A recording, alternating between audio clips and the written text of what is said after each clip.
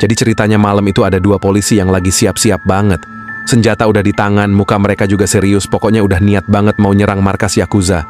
Mereka langsung naik mobil patroli, gaspol abis. Mobilnya ngebut banget di jalanan kota Sakura yang sepi.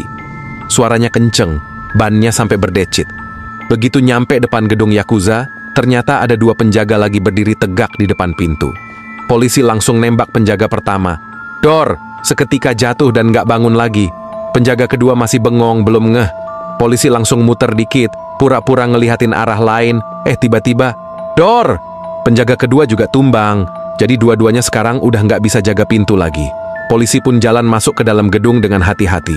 Suasananya agak serem sih, sepi, tapi kayak ada yang ngawasin. Pas mereka makin masuk, ternyata, wow! Isinya rame banget. Banyak banget anggota Yakuza berdiri tegak, kayak pasukan yang lagi siap perang. Polisinya kaget tapi nggak mundur. Senjata udah siap lagi, jari udah nempel di pelatuk.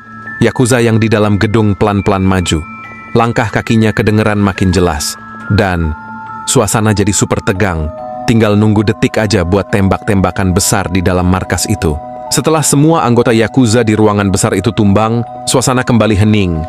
Tubuh-tubuh berserakan di lantai, bau mesiu masih terasa di udara. Satu polisi tetap berjaga di luar ruangan, khawatir kalau ada anggota Yakuza yang tiba-tiba bangkit.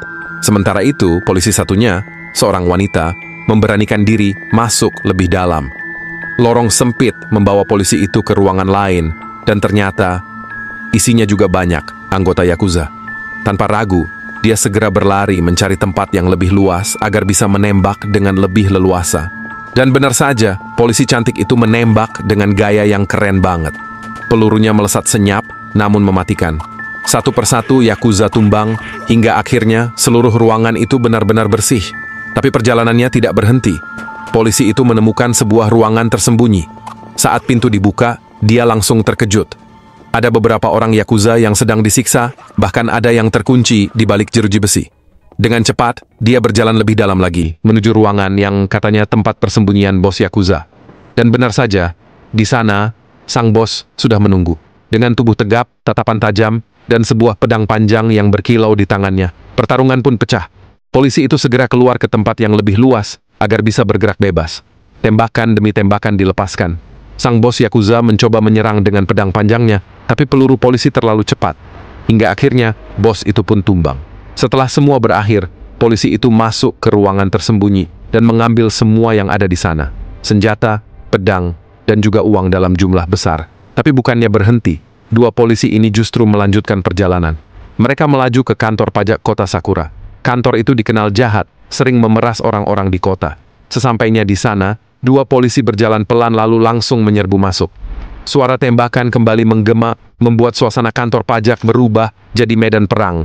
Dari luar, rentetan tembakan terdengar sangat ramai. Polisi pertama maju paling depan, tapi nahas. Tubuhnya terkena tembakan dan akhirnya tumbang di tempat. Polisi kedua terkejut. Dengan cepat dia berusaha menyelamatkan diri. Dia berlari keluar, mengambil motor polisi, dan bersiap kabur dari kejaran orang-orang di dalam. Di malam yang gelap itu, suara motor meraung kencang. Polisi itu melaju pergi, dengan nyawa yang masih tersisa, dan sebuah rahasia besar yang dibawanya keluar dari kota Sakura. Bersambung